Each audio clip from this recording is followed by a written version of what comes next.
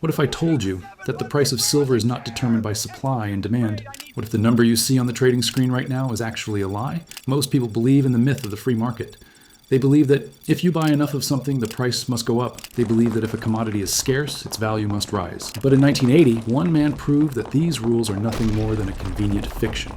He didn't just invest in silver, he tried to buy all of it. He systematically cornered the global supply, drove the price up 700% in a single year, and brought the entire US banking system to the edge of a mathematical collapse. And when the banks realized they were about to lose everything, they didn't play by the rules. They didn't let the market clear. They simply rewrote the laws of capitalism to stop him. This is not just a story about a crash. It is a documented blueprint of how the financial syndicate operates when an outsider actually wins. This is the story of the greatest trade in history, and the criminal mechanism that was created to ensure it never happens again. To understand the crash, you have to understand the architect. Nelson Bunker Hunt was not a Wall Street gambler. He wasn't a hedge fund manager speculating with other people's money. He was a Texas oil tycoon, one of the wealthiest men on earth, and he viewed the New York banking establishment with absolute contempt. In 1970, Hunt looked at the global economy and saw a trap that most people were ignoring. President Nixon had just severed the US dollar from the gold standard. For the first time in history, the global reserve currency was backed by nothing but promises.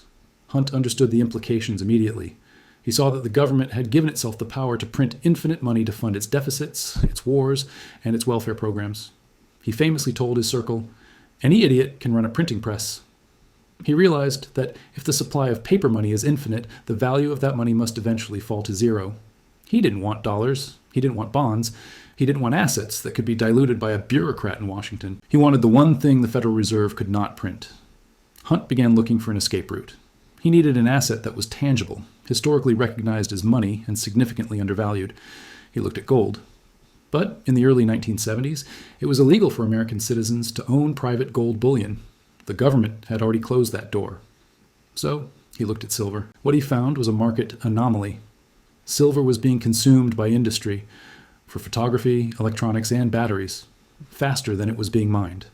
The world was running a structural deficit.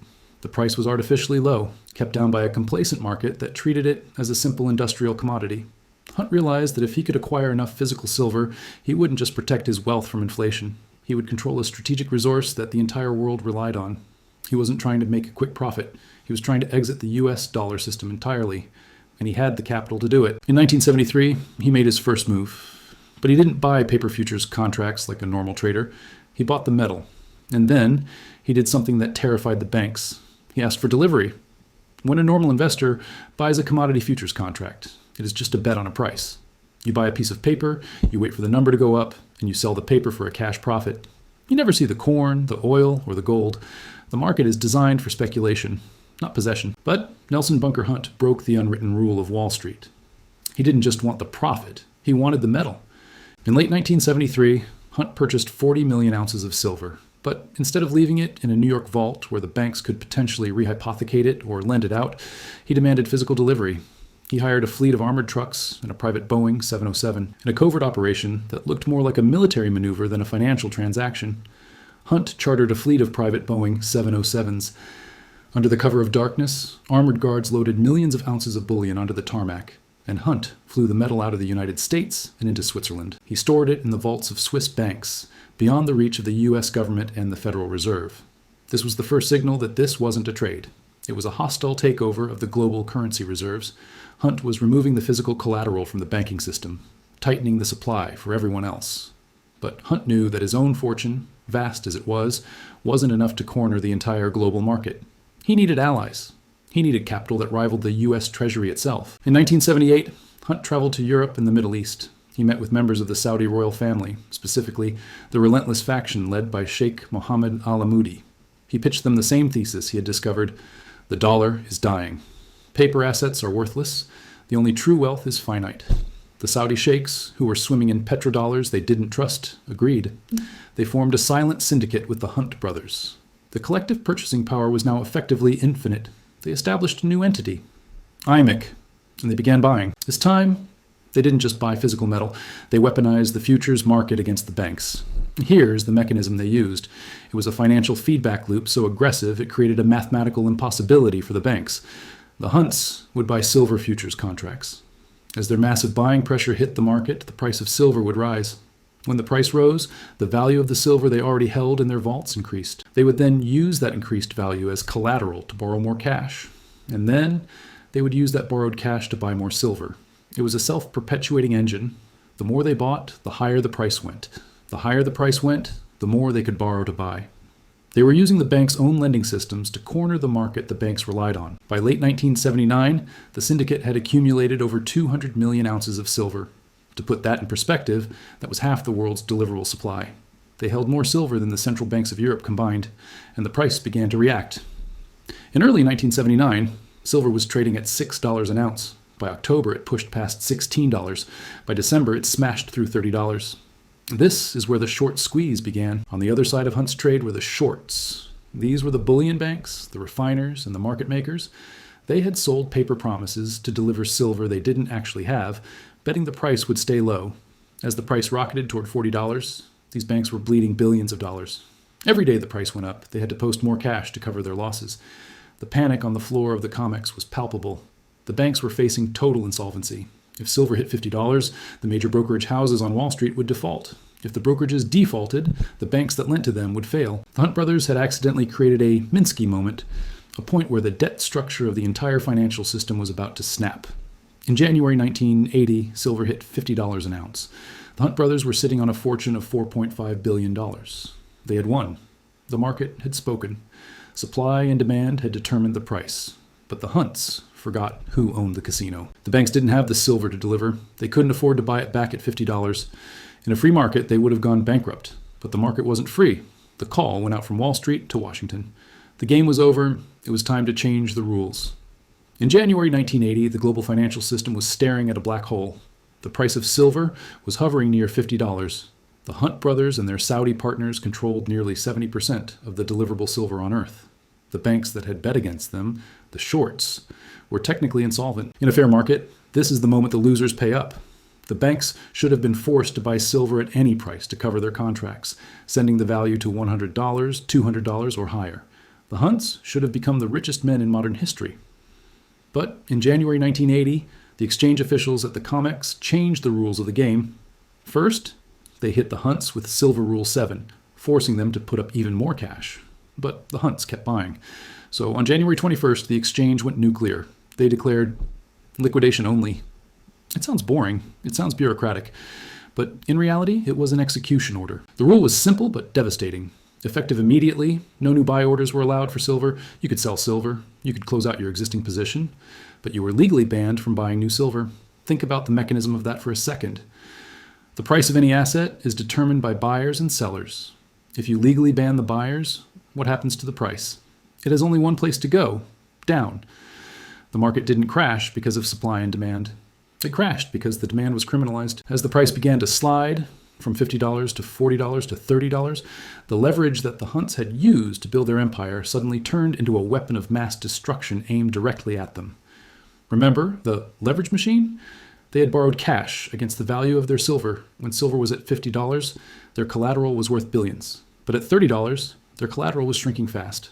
The banks immediately issued a margin call. A margin call is a demand for immediate cash to cover the drop in value.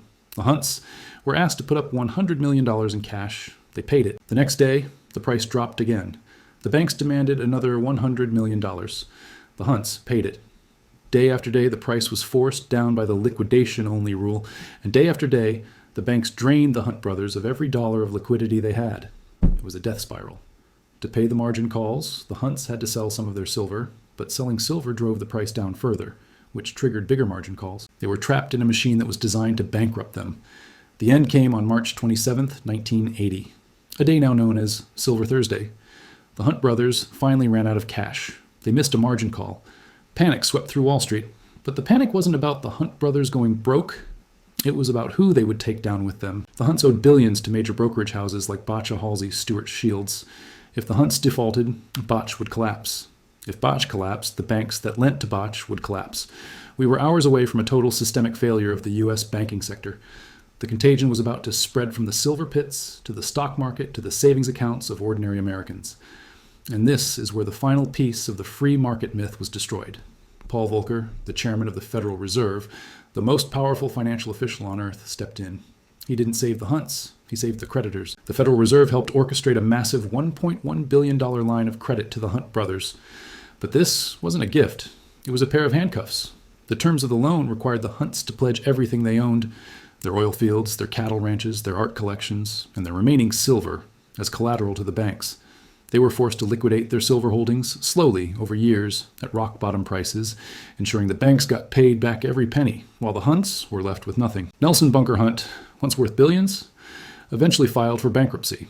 At his trial, when asked about his net worth, he famously muttered, "$1 billion isn't what it used to be." The message from the establishment was clear. You can play the game, you can make money, but you're never, ever allowed to beat the house. The Hunt brothers were destroyed. But here is the terrifying part of the story that most historians miss.